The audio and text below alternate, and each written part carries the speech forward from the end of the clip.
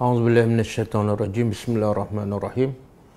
Alhamdulillahi rabbil alamin, nahmaduhu wa nasta'inu wa nastaghfiruh. Wa na'udzubillahi min shururi anfusina wa min sayyiati a'malina. Man yahdihillahu fala mudilla lahu wa man yudlil fala hadiya lahu. Asyhadu an la ilaha illallah wahdahu la syarika lahu wa asyhadu anna Muhammadan abduhu wa rasuluh. Subhanaka la ilma lana illa ma 'allamtana innaka antal alimul hakim.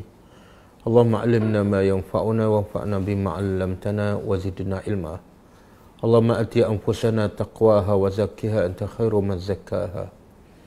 Anta waliyuha wa maulaha. Rabbi yassir wa la tu'assir. Rabbi tammim bil khair, amma ba'du. Okey.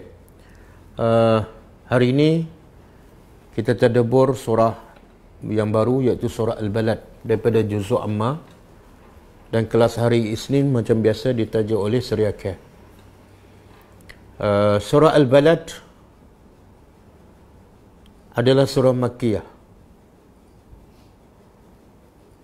Hampir ulama sepakat bahawa surah ini adalah surah Makkiyah. Ada segelintir pendapat ulama mengatakan surah Al-Balad adalah surah Madaniyah, dan itu pendapat yang dhaif, yang lemah. Jadi pendapat yang paling kuat surah Al-Balad ialah surah Makkiyah, iaitu turun sebelum Nabi berhijrah ke Madinah Al-Munawwarah. Dan macam biasa setiap ayat Al-Quran, setiap surah turun secara beransur-ansur. Tujuannya ialah untuk merawat permasalahan yang berlaku di dalam masyarakat, dalam hati-hati manusia, khususnya ketika di zaman Makkiyah, khususnya kepada orang-orang Mekah, khususnya kepada orang musyrikin Mekah. Jadi setiap ayat, setiap surah diturunkan ialah untuk merawat masalah masyarakat. Maka sebab itulah setiap ayat yang turun sesuai dengan keadaan ketika itu, sesuai dengan keperluan ataupun permasalahan yang berlaku ketika itu. Bahkan kadang-kadang ayat-ayat Al-Quran turun berdasarkan kepada persoalan yang ditanya oleh para sahabat, menunjukkan dengan jelas bahawa Al-Quran diturunkan untuk menyelesaikan masalah manusia, bukan sekadar untuk dibaca, untuk dihafal ataupun untuk dipamerkan. Jadi salah satu surah yang merawat penyakit masyarakat jahiliyah, masyarakat yang kufur dan syirik kepada Allah, ialah surah Al-Balad. Okey, surah ini dinamakan surah Al-Balad. Al-Balad maknanya ialah negeri. Mana-mana tempat, sama ada besar ataupun kecil, yang ada manusia ataupun penduduk, maka dinamakan Al-Balad. Dan balad di sini ialah Mekah. Balad di sini ialah Mekah. Allah juga bersumpah dengan Mekah dalam surah yang lain, surah At-Tin, Wat-Tini Waz-Zaitun, wa Turi Sinin, wa hadzal baladil amin. Dan dengan negeri yang aman ini. Okey, kita tadabbur satu persatu.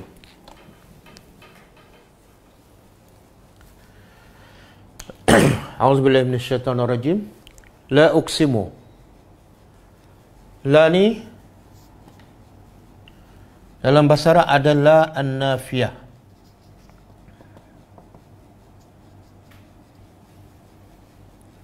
Adalah litanbih. Adalah litaukid. Ada juga la an-nahiyah.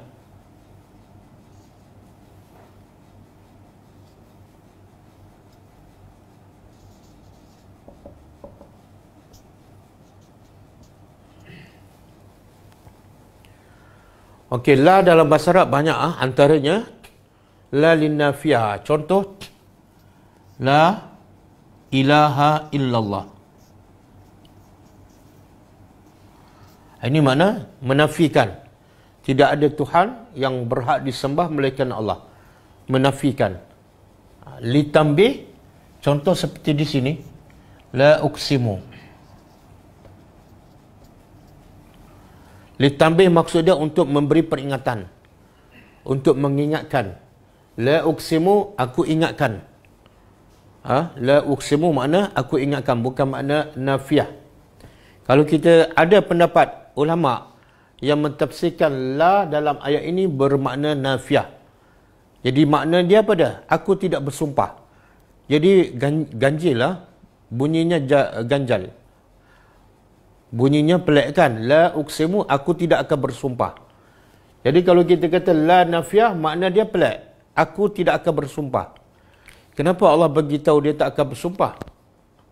Pendapat yang mengatakan la di sini la nafiah, dia kata Allah berkata aku tidak akan bersumpah sebab bukti kebesaran Allah, bukti kerasulan Nabi Muhammad cukup jelas. Jadi aku tak perlu bersumpah. Itu pendapat. Tapi pendapat itu adalah lemah. Sebab bila Allah tak perlu bersumpah, Allah tak perlu bagi tahu. Okey.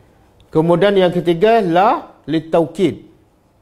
La litaukid, untuk penegasan. Contohnya macam ni juga. Jadi la dalam ayat pertama surah Al-Balad, dia merangkumi dua maksud. Pertama, litambih. Yang kedua, litaukid. Sama juga contoh, la uqsimu. Jadi kalau litaukid apa makna? Pasti, sesungguhnya. Aku bersumpah. Ingatlah, pasti sesungguhnya aku bersumpah. La nahiyah ni, la nahiyah contohnya la taqrabus salah.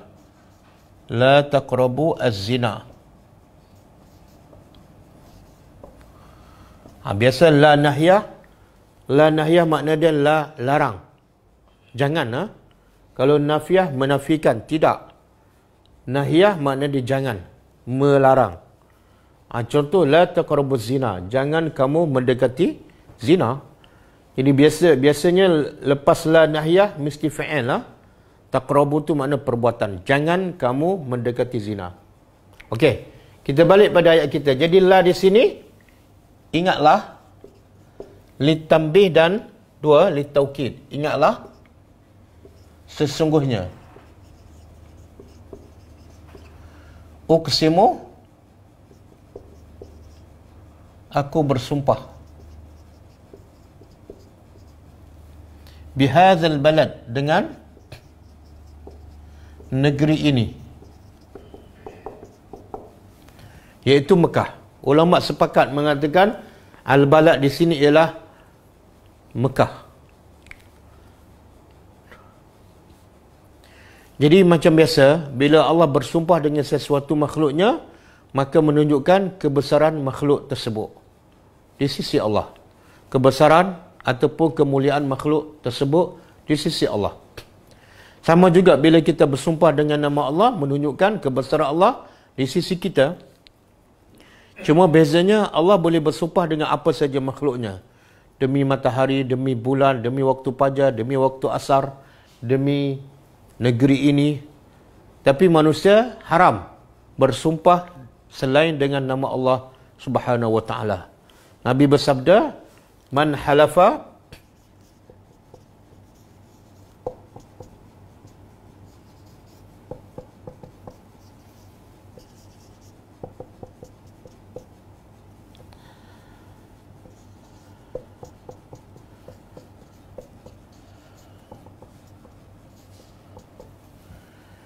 Man halafa bi ghairillah, siapa yang bersumpah selain dengan nama Allah, faqad kafar, sesungguhnya dia telah kafir. Au asyraka, ataupun dia telah syirik kepada Allah.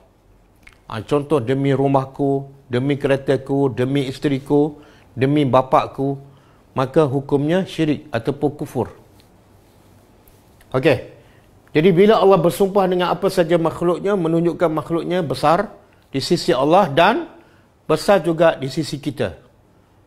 Bila besar di sisi Allah, maka dia automatik akan besar juga di sisi orang beriman. Sebab Allah syarat kita beriman kepada Allah ialah mesti cinta apa yang Allah cinta dan mesti benci apa yang Allah benci.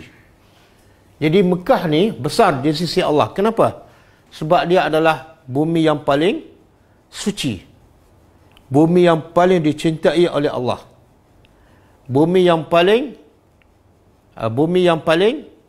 paling banyak pantang larangnya. Sebab apa? Sebab kesucian Mekah.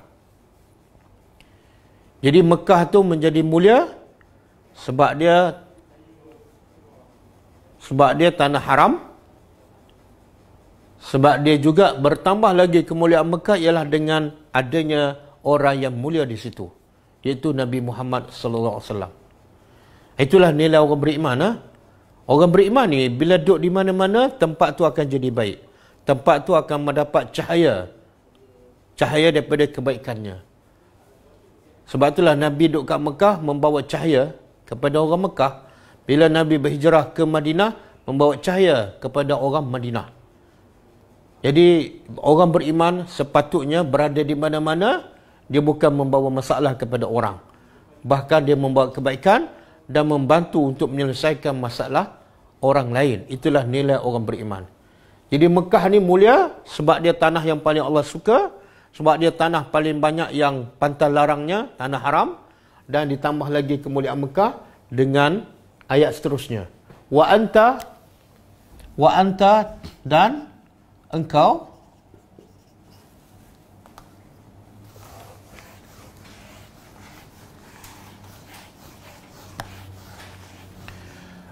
hillun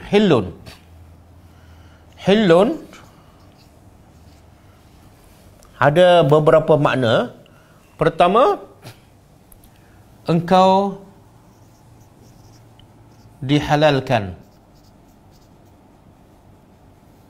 darah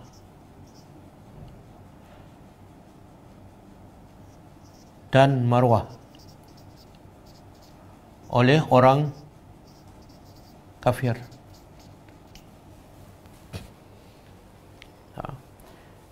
Makna hilun yang pertama ialah hilun, halal. Lawada haramun. Jadi bila makna halal iaitu Allah berkata engkau ni, hebatnya engkau sampai darah engkau dan maruah engkau dihalalkan oleh orang kafir. Orang kafir ni berpegang sebahagiannya kepada syariat Nabi Ibrahim AS. Mereka anggap Mekah tu tanah haram. Sebab itulah bila mereka melakukan haji, cara jahiliah mereka wukuf di Muzdalifah. Sebab Muzdalifah tanah haram. Dia tak keluar ke Arafah. Arafah tanah halal. Jadi orang Mekah ni dia rasa dia tak perlu keluar ke tanah halal. Sebab mereka mulia. Berada di tanah haram, kenapa bila nak wukuf kena keluar di tanah yang halal? Jadi mereka wukuf di tanah yang haram iaitu Muzdalifah. Kemudian turun ayat membetulkan cara kerja haji mereka, iaitu Allah kata wukuf ialah mesti di Arafah, iaitu di tanah halal. Supaya manusia yang melakukan haji bercampur antara tanah halal dan tanah haram. Jadi orang kafir, musyrikin Mekah ni, dia anggap satu kemuliaan berada di tanah haram. Bahkan dia pun tidak memburu di tanah haram. Mereka tidak berperang di tanah haram. Mereka tidak memotong pokok-pokok. Tetapi mereka menghalalkan Nabi Muhammad. Mereka menghalalkan darah Nabi. Menunjukkan bahawa mereka ni, orang musyrikin, memang jahil dan berada dalam kegelapan. Benda yang paling mulia dihalalkan. Seolah Nabi Muhammad ni lebih hina daripada binatang buruan. Lebih hina daripada pokok-pokok. Yang tu mereka boleh jaga keharamannya. Tapi bila Nabi Muhammad mula buat kerja dakwah, mereka menghalalkan darah Nabi Muhammad. Itu makna pertama. Makna kedua, halal, hilul makna menduduki, menempati. Muqimun, makna dia muqimun. Muqimun. Apa makna muqim? Lawan dia musafir. Kalau musafir berjalan, musafir keluar. Kalau muqim tinggal di satu tempat. Tetap di satu tempat. Jadi hilun makna kedua ialah muqimun. Jadi apa yang Allah nak beritahu? Aku bersumpah dengan negeri ini Mekah, Kerana apa? Sebab negeri Mekah ni mulia kerana engkau mukim, berada di Mekah. Jadi Mekah dah mulia, menambahkan lagi kemuliaan Mekah sebab engkau mukim di situ. Bila Nabi mukim ni, bermula daripada dilantik sebagai Rasul. Okey, makna yang ketiga, makna hilun yang ketiga ialah dihalalkan khas kepada Nabi untuk berperang. Tanah Mekah ni tanah yang haram untuk berperang. Haram, orang kafir ke orang Islam haram berperang. Sebab dia tanah haram kan. Tetapi Allah kata wa anta hillun, khas untuk engkau dihalalkan berperang di satu waktu. Bila tu? Bila Nabi dihalalkan oleh Allah untuk berperang di tanah Mekah, tanah haram. Iaitu ketika pembukaan kota Mekah. Sebelum tu Allah tak pernah halal kepada siapa pun. Ini khas untuk Nabi sebab apa? Kemuliaan Nabi Muhammad sallallahu alaihi wasallam demi untuk menyebarkan dakwah, demi untuk membuka kota Mekah. Jadi hilul ni ada 3 maksud. Tiga-tiga ni kata ulama tak salah dan tidak bercanggah antara satu sama lain. Sebab tu kaedah dalam tafsir, kalau ada satu ayat tu ada 2 maksud ataupun 3 maksud dan tiga-tiga tu ataupun dua-dua tidak bercanggah antara satu sama lain, maka boleh terima, boleh pakai dua-dua sekali ataupun tiga-tiga. Cuma ada ulama mengatakan yang paling rajih, yang paling jelas ialah yang ketiga, iaitu engkau dihalalkan untuk berperang di negeri ini demi untuk menghapuskan kesyirikan, menghapuskan kekufuran yang ada di kota Mekah sekian lama. Okey? Jadi hilul ni refer kat sini 3. Bihadzal balad, dengan negeri ini.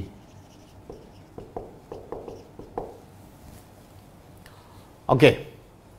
Ada ahli tafsir mengatakan Allah bersumpah pertama dengan negeri ini, iaitu Mekah. Yang kedua, Allah bersumpah dengan Nabi Muhammad sendiri. Dan demi engkau yang dihalalkan, ataupun demi engkau yang mendiami Mekah. Tapi ada pendapat ulama mengatakan yang kedua ni bukan sumpah. Ini ayat dia panggil yang mendatang di antara 2 sumpah. Sumpah pertama ayat nombor 1, sumpah kedua ayat nombor 3. Yang kedua ni bukan sumpah. Dia datang merintang ataupun mendatang mencelah di antara 2 sumpah Allah Subhanahu wa taala. Okey. Kemudian ayat ketiga, kalau ambil pendapat yang mengatakan ayat 2 bukan sumpah, mana ayat ketiga sumpah yang kedua. Apa dia? Wa walidin, dan demi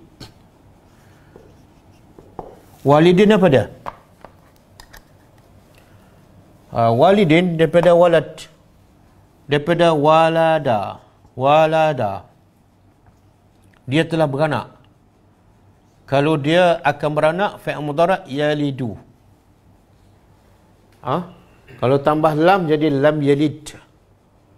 Makna Allah itu tidak lam yalid, tidak beranak, walam yulad, dan tidak diperanakkan.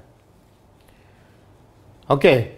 Kalau walada dia telah beranak, kalau yang melahirkan walidun. Sebab tu bapa dipanggil walidun. Kalau ibu pula dipanggil tambah ta je, walidatun. Kalau bapa saya walidi. Kalau ibu saya walidati, tambah ya. Jadi yang beranak ni sebenar siapa? Yang beranak sebenar siapa? Ibu ke bapa? Ibu kan?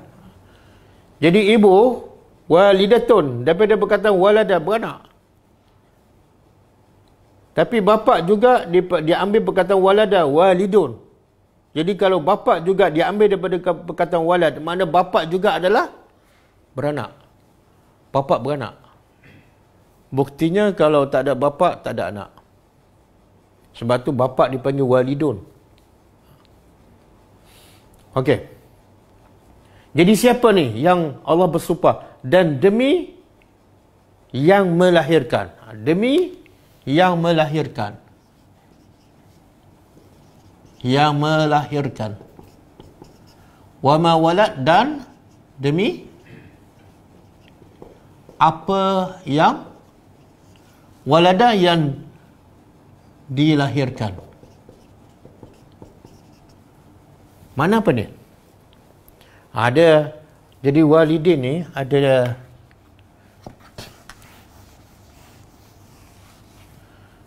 walidun ada 3 makna. Satu, Adam. Nabi Adam. Yang kedua, Nabi Ibrahim. Yang ketiga, semua yang melahirkan.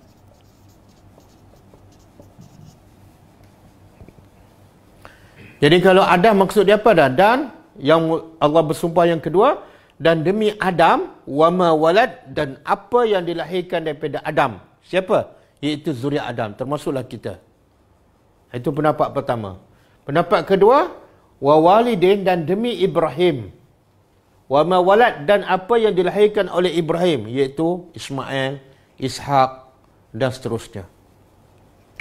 Pendapat ketiga, walidun, ialah semua yang melahirkan, sama ada manusia ataupun binatang. Apa saja yang jenis melahirkan, maka termasuk dalam maksud wa walidin wa ma walad. Orang kata Adam sebab apa? Sebab yang pertama lahir ialah Adam. Ibrahim pula, kenapa? Kenapa pendapat mengatakan ada walidin tu makna Ibrahim? Sesuai dengan Mekah. Sesuai dengan Mekah. Sebab sejarah pembinaan kota Mekah dibina oleh siapa? Dibina oleh Ibrahim dan anaknya Ismail. Sebab tu dia kata walidin di situ maksudnya Ibrahim, selari dengan cerita kota Mekah. Tapi pendapat yang paling kuat, dan pendapat ini lagi menunjukkan kehebatan Allah. Sebenarnya bila Allah bersumpah, Allah nak beritahu juga kehebatan dia. Antara 3 maksud ni, yang mana paling menunjukkan kehebatan Allah? Adam, Ibrahim, dan semua yang melahirkan. Yang mana paling menunjukkan kehebatan Allah? Yang ketiga.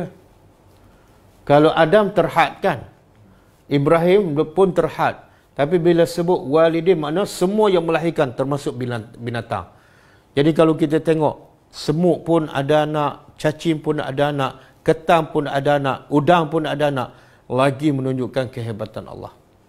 Daripada air mani, daripada tanah keluar jadi macam-macam bentuk, macam-macam rupa. Okey.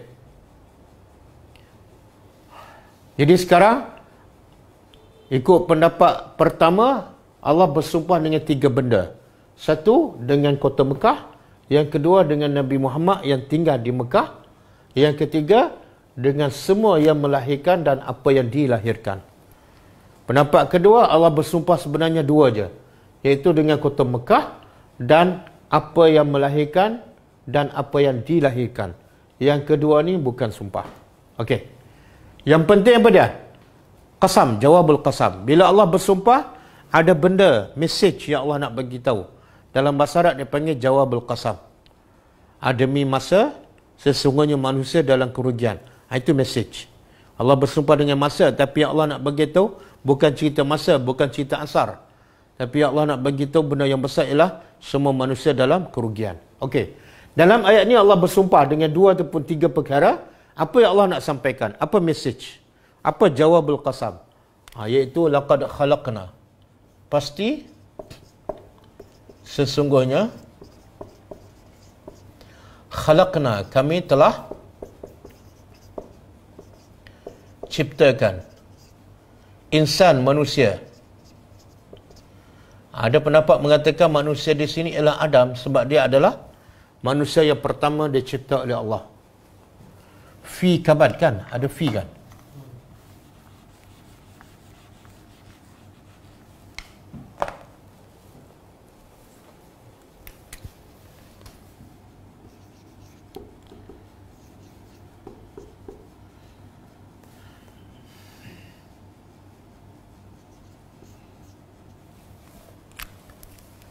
Okey, fi kabad mana dia dalam, dia terjemah apa tu?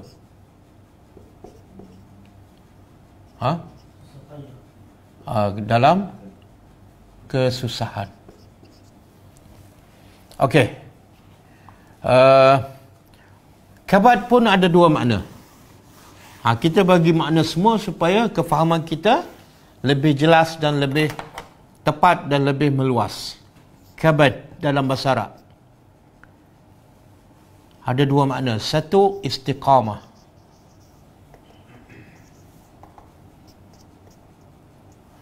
Yang kedua, masyaqqah.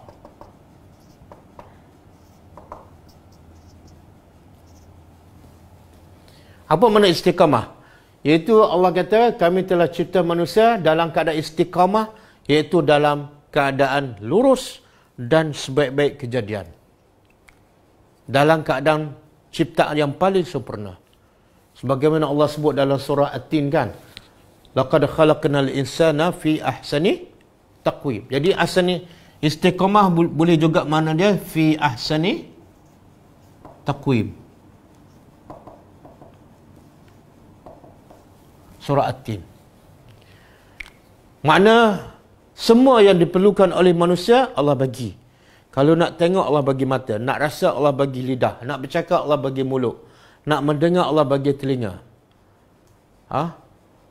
Dan ada deria kan, panca indera kita. Itu makna istiqamah. Dan juga Allah jadikan manusia ni, khususnya ciptaan manusia lebih sempurna daripada ciptaan binatang. Kalau binatang kepala dengan punggung dia, kepala mulia, punggung ni tempat keluar najis. Tapi binatang sama je, kepala lembu dengan punggung dia sama.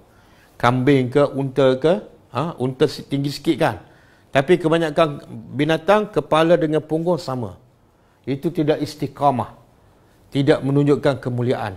Manusia Allah cipta dalam bentuk yang mulia, iaitu kepala yang mulia di atas. Kemudian tempat simpan tengah. Kemudian tempat buang najis lagi bawah. Jadi tempat kotor bawah. Itu juga makna istiqamah.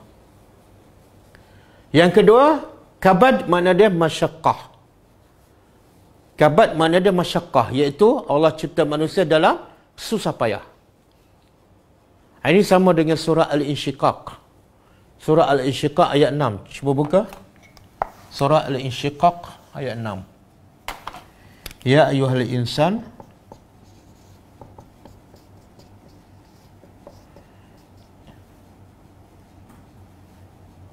ya ayyuhal insan, innaka kadihun ila rabbika kadhan famulaki.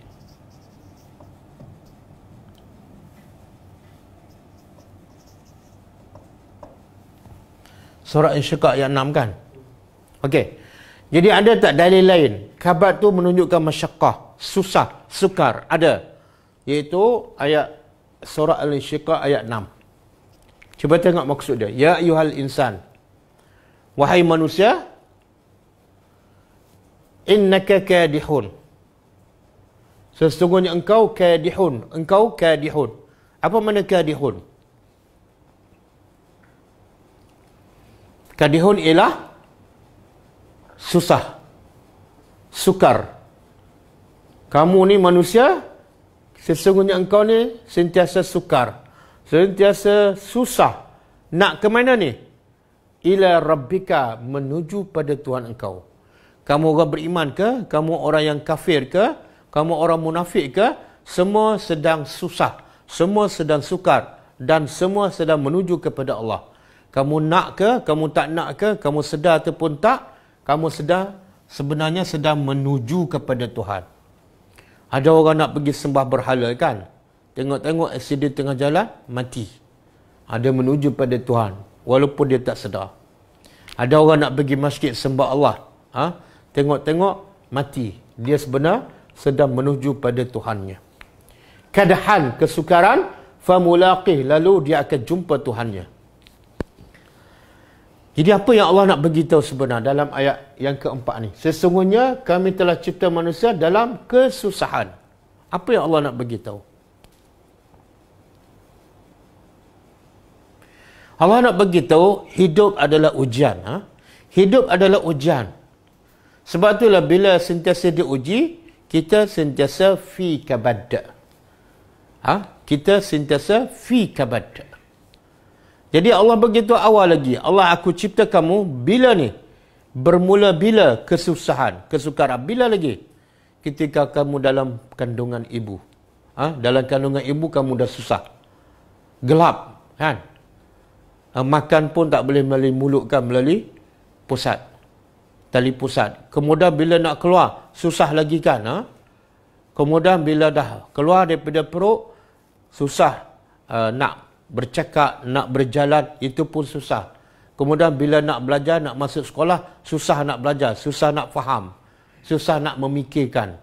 Bila dah masuk universiti, susah pula nak bekerja. Bila dah bekerja, susah pula nak hidup berumah tangga, nak cari isteri, nak kahwin, nak cari belanja, nak bayar rumah, nak bayar kereta. Kemudian bila dah ada semua, susah pula nak menghadapi kematian. Bila dah mati, susah pula nak menghadapi azab ataupun alam barzakh. Bila habis alam barzakh, susah pula nak menghadapi pada mahsyar. Lepas tu pula titian sirat. Jadi hidup manusia sentiasa fi kabad. Habis bila manusia hilang kabad? Bila manusia hilang masyaqqah? Iaitu bila orang beriman mula melangkah masuk ke pintu syurga. Sebagaimana diriwayatkan oleh Imam Ahmad Ibn Hanbal, bila ditanya kepadanya, bila kita orang beriman akan berehat? Maka kata Imam Ahmad Ibn Hanbal, kita tak akan berehat sehinggalah kaki kita berjaya menjejaki masuk pintu syurga. Ketika itu bermulalah rehat yang sebenar. Adapun rehat kat dunia sekejap ni bukan rehat. Sebab apa? Rehat diiringi dengan kepenatan. Kadang-kadang kita dah rehat bila dah lambat, dah penat. Kemudian bila dapat rehat, kena bekerja balik. Sebenarnya itu bukan rehat. Rehat yang sebenar ialah rehat yang tidak ada penat selepas itu. Rehat yang tidak ada sakit selepas itu, iaitu rehat di dalam syurga. Jadi Allah nak ingatkan, kamu orang beriman, susah. Kamu nak jadi orang kafir pun susah. Nak jadi orang kafir pun susah menghadapi kehidupan. Nak cari rezeki, nak bina rumah tangga, nak besarkan anak, semuanya susah. Kamu orang kaya ke, kamu orang miskin ke, kamu pemimpin ke, kamu rakyat biasa ke, kamu raja ke, semua fi kabad. Jadi nak bagi tahu hidup adalah ujian. Maka gunalah ujian ini untuk kamu tidak susah selama-lamanya. Jangan kamu susah kat dunia, tapi kamu salah guna ujian ini, akhirnya kamu di akhirat lagi merana, lagi menderita. Jadi cukuplah orang beriman susah kat dunia. Bila berakhir, sebab tu antara doa yang Nabi ajar pada kita beda. Jadilah kematian itu sebagai kerehatan kepada kita. Bila mati, insya-Allah bermula proses untuk rehat yang sebenar. Okey? Dan beza, orang beriman susah. Nak taat pada Allah pun susah. Banyak cabaran. Kena lawan hawa nafsu. Kena mujahadah. Nak bangun salat malam pun susah. Nak baca Quran istiqamah pun susah. Nak datang kelas susah. Nak beramal pun susah. Nak sampaikan ilmu pun susah. Tapi Allah bagi berita gembira kepada orang beriman. Nabi sebut dalam satu hadis sahih, tidak ada seorang pun orang beriman yang rasa penat, rasa sakit, rasa sedih, rasa duka cita, rasa risau, sehingga duri yang kena kat kaki pun, melainkan ia adalah kafarah kepada dosa-dosanya yang lepas. Dan kalau dia sabar, Allah akan bagi pahala. Makna apa tu? Kabad orang beriman dapat pahala. Tapi kabad bagi orang kafir akan menambah penderitaan mereka. Tapi syarat kena redha. Jangan kita penat, kita mengeluh, kita mengamuk, kita merajuk. Maka kabad kita lagi memenatkan kita. Kan Nabi sebut dalam satu hadis, orang beriman sentiasa dalam kebaikan. Bila dapat nikmat, dia menambahkan taat dan syukur pada Allah. Itu baik untuknya. Dan bila ditimpa musibah, dia redha, dia sabar, dan itu adalah baik untuknya. Jadi keadaan orang beriman, walaupun nampak kabad, walaupun nampak kabad, walaupun nampak masyaqqah, tapi jiwa orang beriman sentiasa tenang, sentiasa terhibur. Dengan apa? dengan janji-janji Allah Subhanahu Wa Taala. Okey. Jadi kabat ni makna apa? Yang mana satu ni, istiqamah ataupun masyaqqah? Macam tadi. Ulama mengatakan kaedah dalam tafsir, kalau ada satu ayat mengandungi dua maksud dan dua maksud tidak bercanggah antara satu sama lain. Dua-dua betul. Dia nak terjemah ayat ni, kami telah cipta manusia dalam keadaan sebaik-baik kejadian, sempurna. Semua keperluan yang diperlukan Allah ada, Allah bagi. Dan juga kami cipta manusia dalam kesukaran, sebab hidup adalah ujian. Dua-dua maksud tu betul. Okey, lepas tu ayahsabul insan.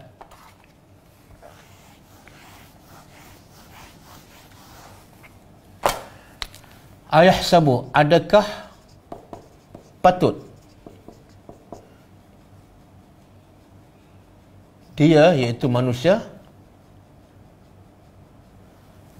ayahsabu, adakah patut dia mengira ataupun menganggap. Dalam bahasa Arab, dalam bahasa Al-Quran, kalau hasibah ataupun hasibtum ataupun yahsabu, macam ayat ni, mana tak betul itu. Kalau Allah kata, apa hasibtum annama khalaqnakum abasa, adakah kamu sangka bahawa kamu dicipta sia-sia? Mana sangkaan itu tak betul. Bila guna hasibah, sangkaan manusia adalah salah. Ahasiban nasu an yutraku an yaqulu amanna wa hum la yuftanun. Adakah manusia mengira bahawa dia dibiarkan untuk mengucap, untuk mengaku kami telah beriman, sedangkan mereka belum diuji? Sangkaan itu salah. Okey? Jadi bila sebut hasibah ke hasibtum yahsabu, adalah menunjukkan sangkaan itu salah. Contoh macam ayat ni. Adakah patut dia mengira, dia menyangka, manusia menyangka allan yaqdira, bahawa tidak sekali-kali yaqdira, dia iaitu Allah berkuasa, alaihi, ke atasnya, tidak berkuasa ke atasnya, ahadun, seorang pun.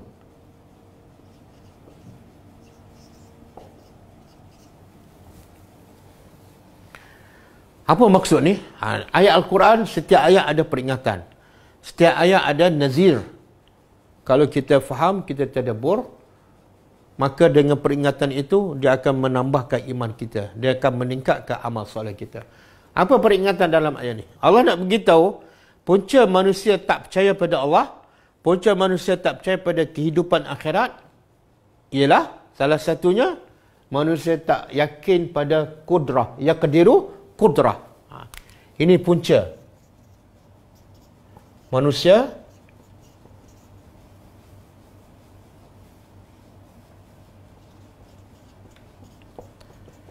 tidak beriman.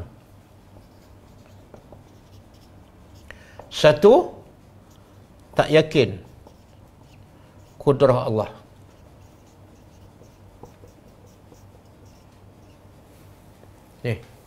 Adakah manusia menyangka tidak ada seorang pun berkuasa ke atasnya? Sebab itulah manusia bila ada kuasa, bila ada duit, bila ada pangkat, dia buat macam Tuhan tak boleh buat apa-apa pada dia. Dia nak cakap apa, bebas. Dia nak beli apa, bebas. Dia nak tangkap orang, nak buang orang, macamlah. Tak ada orang yang lebih berkuasa kepadanya. Ini fahaman orang kafir. Dan dah ada kepada orang Islam.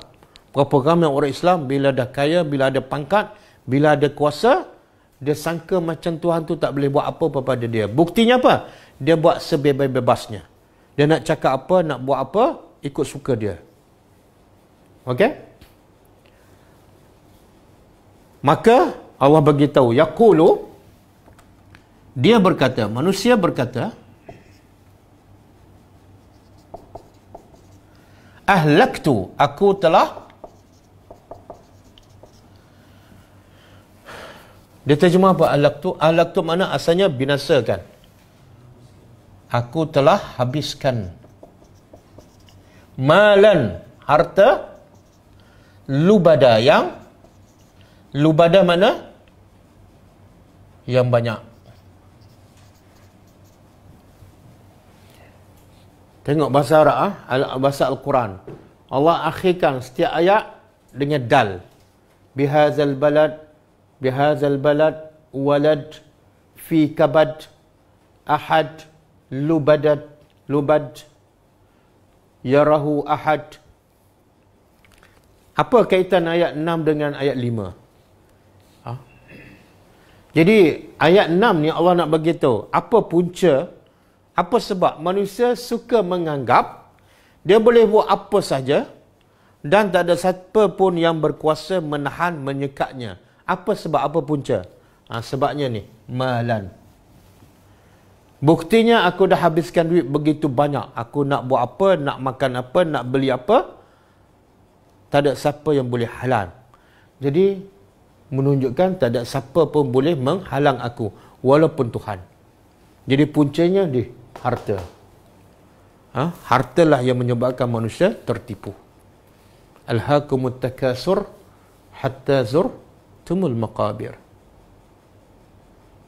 Dan ini juga peringatan ni kepada orang yang banyak harta. Kita tengok orang yang banyak harta kan, dia boros. Dia beli rumah sampai juta-juta. Dia beli kereta sampai ratus-ratus ribu. Kadang-kadang beberapa buah kereta mewah. Ini antara ciri-ciri orang yang dia rasa macam Tuhan tak boleh buat apa-apa pada dia. Dia nak beli apa, ikut suka dia je. Tak ada siapa yang boleh halang. Sebab tu ayat seterusnya Allah kata apa? Ayahsabu, adakah dia menyangka alam yarahu, bahawa tidak ada melihatnya ahadun, seorang pun.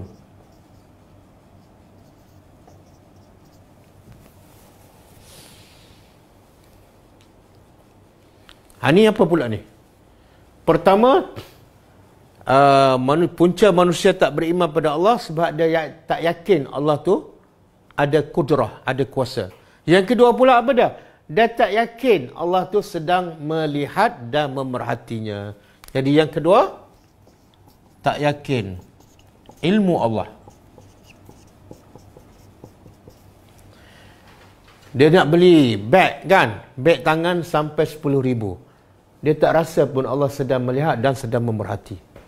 Dia nak beli telefon yang mahal sampai 2-3 telefon kan, dia tak pakai pun. Sebab apa? Dia tak rasa Allah sedang tengok tu. Kalau dia rasa Allah sedang tengok, dia akan beli sekadar yang perlu. Kadang-kadang dia makan sampai ribu-ribu sebab dia tak rasa Allah sedang memerhati dia. Inilah punca.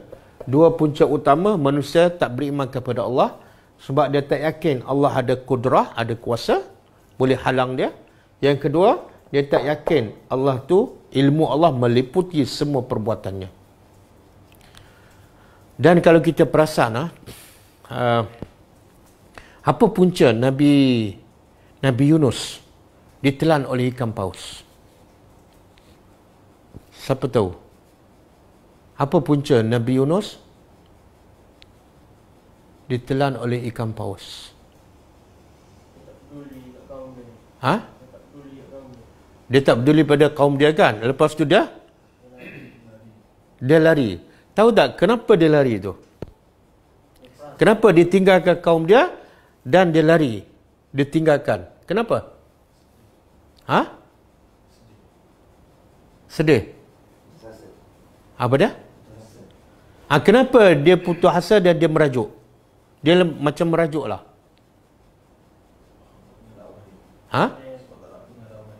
Bukan. Sebabnya ada salah satu kat sini.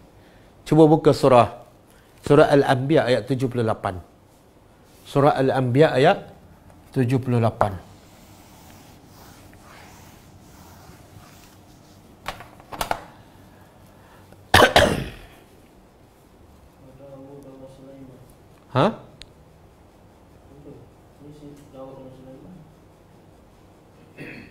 Dawud wa Sulaiman idh yahkumani fil haqqi idh Jaga.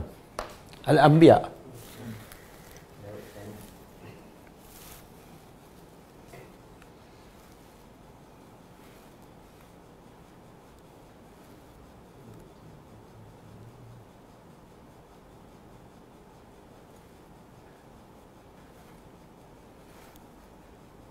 Sorry, terbalik 87. Ke 78. 87. Wazannun.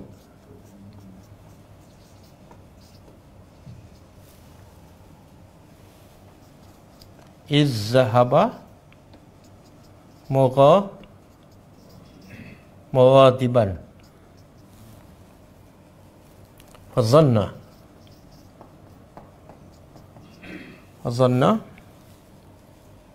allan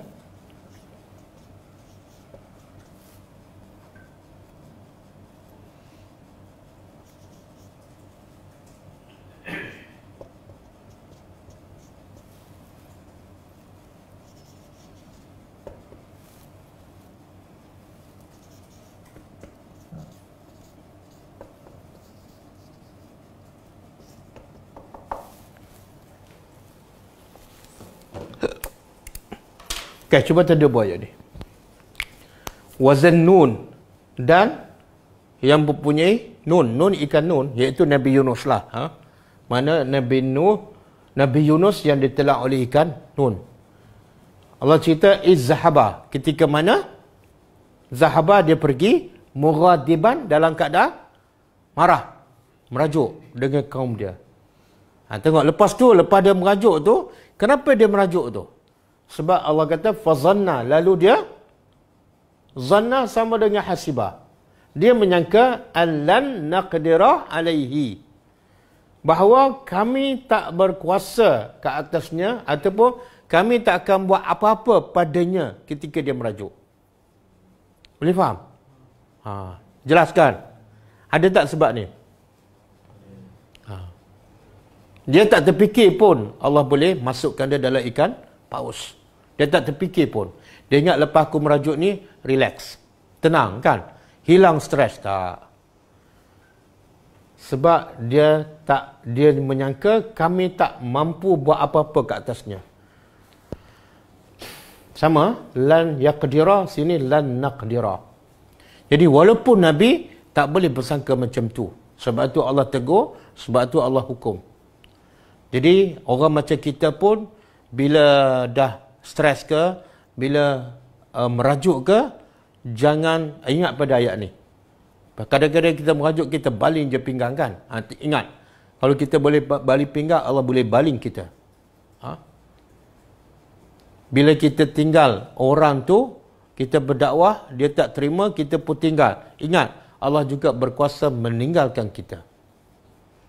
Bila kita ingat selalu ayat ni, kita tak akan jadi merajuk. Kita akan sentiasa berfikiran positif.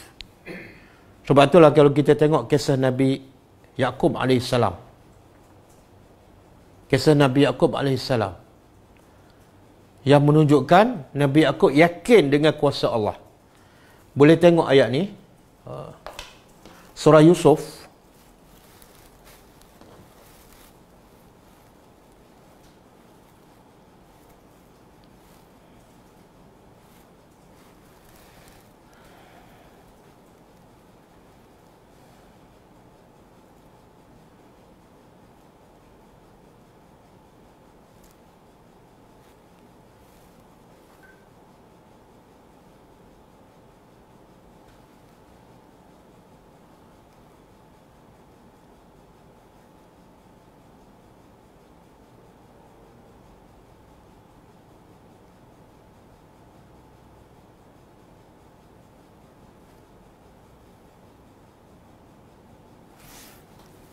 Surah Yusuf sama, ayat 87 juga.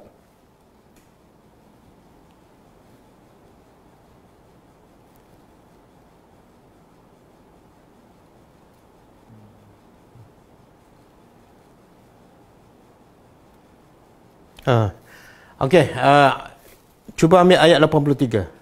Ayat 83.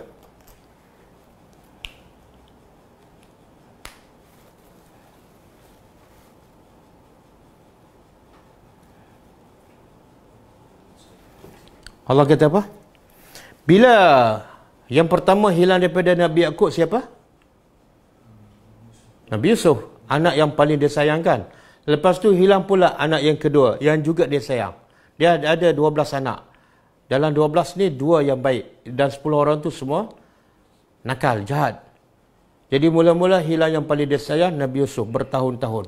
Lepas tu hilang pula yang kedua iaitu Nabi, bukan Nabi, Bunyamin kan. Cuba tengok yang Nabi Yusuf dah hilang lama tak jumpa-jumpa lagi. Kemudian hilang kedua. Sepatutnya apa sikap Nabi Yaqub? Kalau kita lah duduk tempat Nabi Yaqub, yang mula-mula hilang tak jumpa, yang kedua pula ialah habislah. Memang tak akan jumpa lah. Tapi tengok apa kata Nabi Yaqub. Qala bal, kata Nabi Yaqub, bal sawwalat. Bila anak ada report bahawa Bunyamin ditahan oleh kerajaan Mesir, maka kata Nabi Yaqub, bal sawwalat lakum anfusukum amra. Kamu yang mereka-reka cerita ni. Fasabrun jamil. Dia pun pujuk diri dia. Apa dia? Sabarlah dengan sabar yang cantik. Ini fikiran positif. Kemudian, asallah, moga-moga Allah an ya'tiyani bihim jami'a. Moga-moga Allah mendatangkan mereka semua sekali. Bukan dia setakat tak putus asa.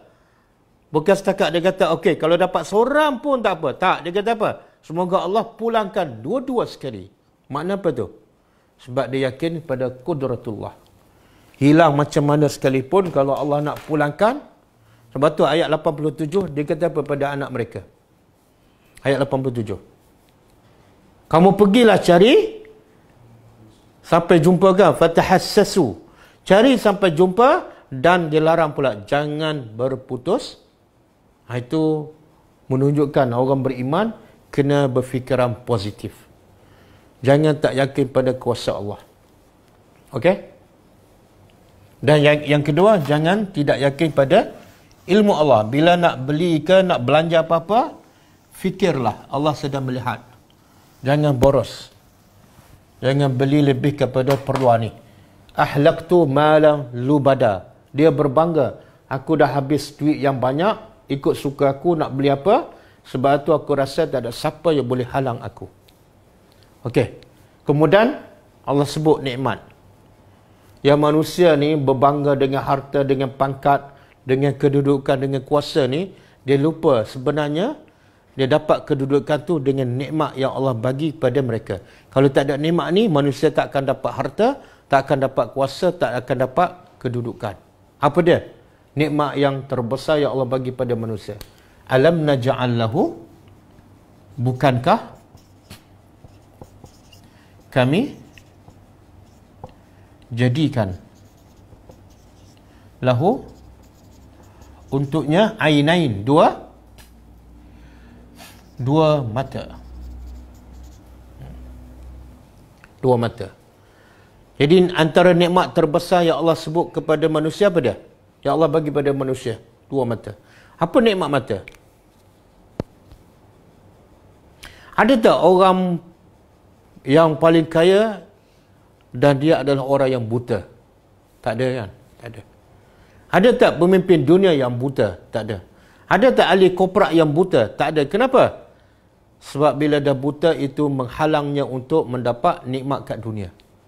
Maka semua yang kaya, semua yang ada kuasa sebab dia boleh melihat. Kalau dia tak boleh melihat, dia tak akan sampai ke tahap itu. Jadi Allah ingatkan nikmat pertama. Kamu boleh dapat harta banyak ni sebab kamu berniaga. Kamu berniaga satu dunia kan. Kamu boleh pusing.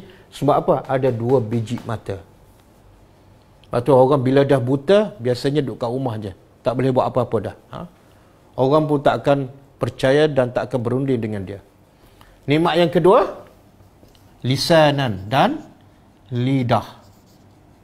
Lisanan, lidah, wasyafatain dan dua bibir. Apa nikmat lidah ni? Nikmat lidah yang paling besar apa dia? Muslimah, nikmat lidah yang paling besar apa dia? Potong bawang ke membawang?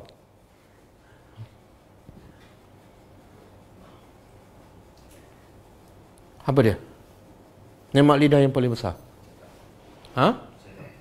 Bercakap apa? Bercakap apa? Bercakap banyak ni.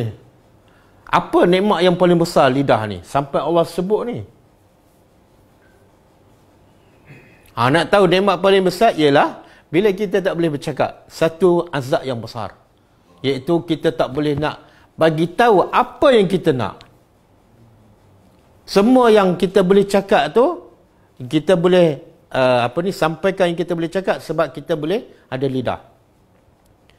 Cuba bayangkan dia nak benda 10 benda kan, tapi lidah tak boleh nak cakap. Kadang-kadang satu benda pun orang tak faham. Macam mana lagi dia nak jadi orang kaya, nak jadi pemimpin kalau bisu. Jadi Allah kata kamu ada harta banyak ni sebab kamu boleh bercakap. Yang skim cepat kaya tu sebab apa? Sebab pandai bercakap dan pandai menipu. Sebab ada lidah. Kalau tak ada lidah, habis. Besarnya nikmat kan. Ada orang kena kanser apa ni? Kerongkong kan. Bila kena potong peti suara tu tak boleh bercakap. Kadang-kadang 10 kali cakap bini dia tak faham-faham. Dia nak kopi, bini dia nak bagi teh susu. Akhirnya dia balingkan gelas tu. Sebab apa? Sebab nikmat lidah dah tak ada dah. Apa yang dalam hati tak boleh nak sampaikan. Jadi Allah kata jangan sombong dengan harta. Jangan sombong dengan pangkat. Semua kamu dapat dengan lidah, dengan 2 mata. Lepas tu bibir. Ada orang ada lidah, bibir tak ada, pun tak boleh bercakap. Kalau boleh bercakap pun, agak-agak lah. Kalau dia nak bekerja kan. Lidah ada, bibir tak ada. Dia mohon apa-apa jawatan. Kita terima tak dia sebagai pekerja? Tak. Kalau kita terima, semua orang customer kita lari. Sebab rupanya buruk. Bibir tak ada kan. Jadi Allah sebut satu persatu. Apa yang kamu nak sombong sangat? Apa yang kamu nak sombong sangat? Dan antara nikmat semua ni yang paling besar pada wahadainahu, dan kami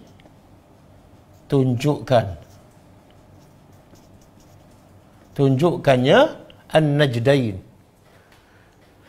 Najdain ni dua bukit ataupun tempat yang tinggi. Tempat yang tinggi. Jadi 2 tempat yang tinggi. Apa maksud ni? Iaitu jalan kebaikan dan jalan keburukan. Kenapa Allah buat contoh perumpamaan jalan kebaikan dengan jalan keburukan tempat yang tinggi? Maksudnya ialah Allah nak bagi tahu tempat yang baik itu, benda-benda yang baik cukup jelas seumpama gunung yang tinggi. Melalui fitrah, melalui akal kamu dapat bezakan yang ni baik, yang ni buruk.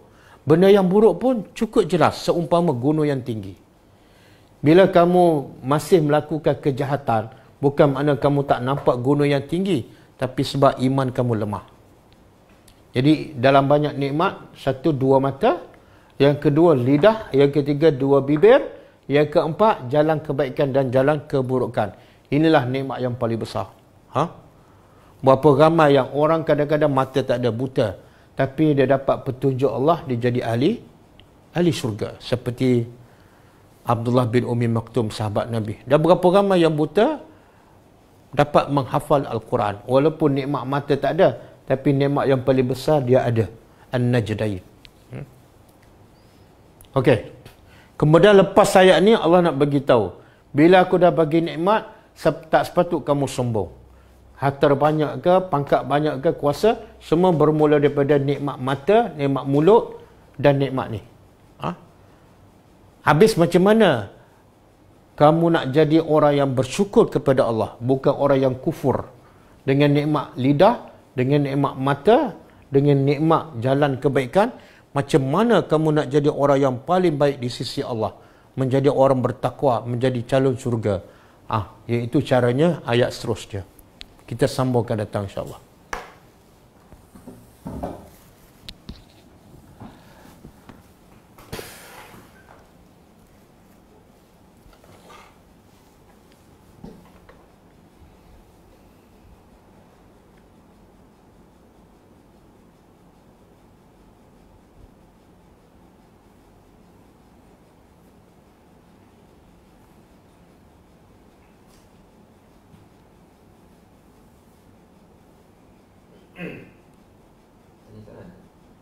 Ada soalan ke?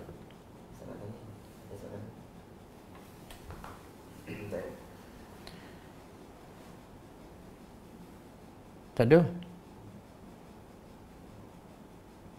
Sama-sama.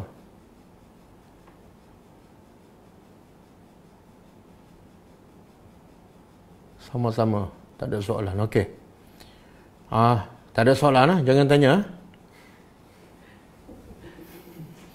Saya ada kelas 11. Okey, kita tutup dengan membaca tasbih kafarah. Subhanakallahumma wa bihamdika asyhadu an la ilaha illa anta astaghfiruka wa atubu ilaik. Kelas kita akan datang ialah besok, insya-Allah pukul 10.30, iaitu sambungan huraian Al-Asmaul Husna. Siri yang ke berapa? Yang ke-6 ke? Sambungan huraian Al-Asmaul Husna besok pukul 10.30 insya-Allah. Sekian, wassalamualaikum warahmatullahi wabarakatuh.